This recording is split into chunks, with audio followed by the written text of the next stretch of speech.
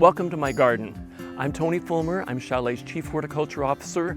For those of you that have been shopping with us for a long time, you've probably seen me for a long time because I've been there for 33 years now.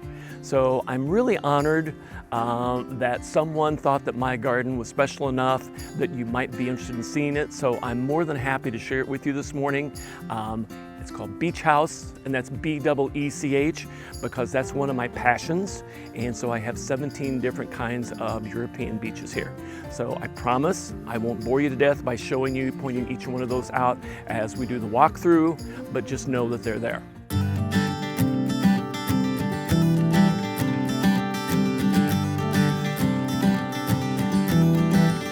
This is Margie. Every time someone comes, the first thing that they comment before they even get in the house is, where did you get the pig and why did you have the pig?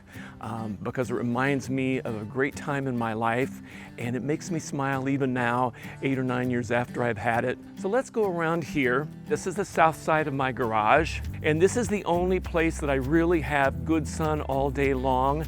And so the overriding concern here is I want to have peonies, and I want to have dahlias. And unfortunately, we're a little bit early, and the dahlias are about another 3 or 4 weeks away from first bloom. So I just got a lot of little annuals in here as fill. This is a woodland tobacco.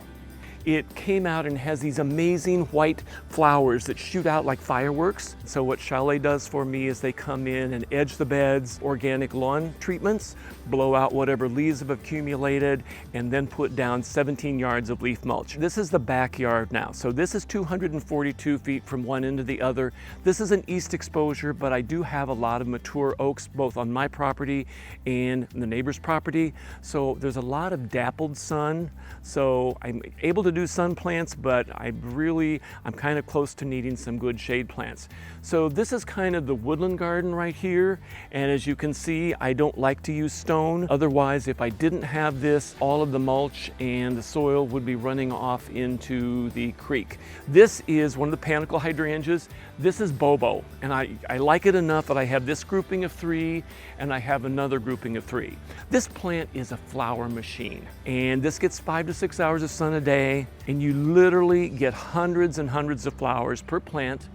And in just a few weeks, after these are this pure white, then they'll start getting this really, really soft pink at the bottom. In a continuing effort to keep Tony off the streets and to keep him amused, I try and find interesting ways to prune things.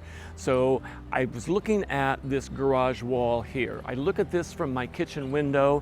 So I had this oversized double garage, and I looked out onto this bare brick wall, and I didn't really like what I saw.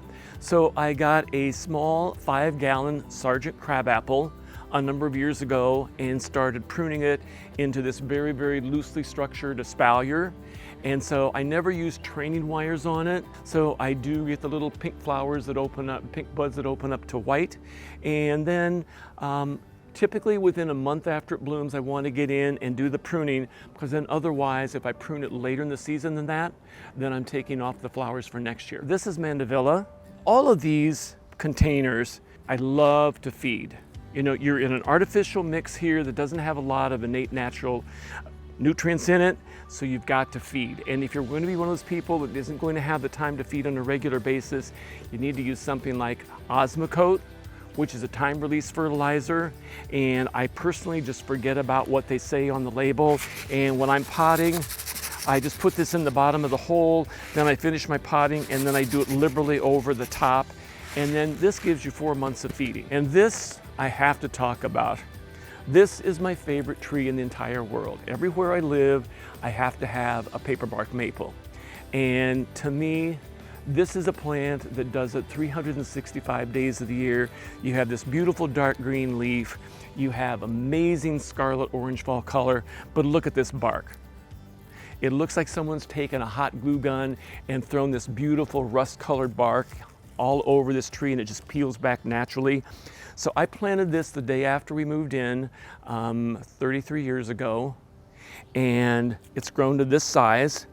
And I know it looks like I've got it in bondage here and it's not as happy as it should be, but I wanted this where I could see it every day when I have breakfast, and when the morning sun comes through this backlighting, it looks like the tree is on fire. This is a weeping green European beech, and when Sergio and his crew put this in, this was a 3-inch diameter tree, 3-inch trunk diameter, and it was about 9 feet tall. And so now it has grown into this, and in the winter I have this wonderful sculptural fountain to look at.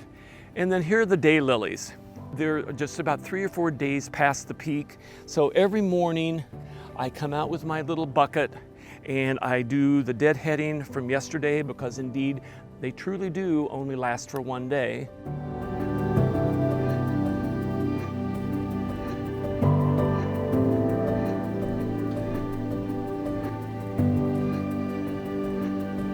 Every garden has something to teach, whether it's a new plant, whether it's a planting combination, or whether it's something you learned that you shouldn't do.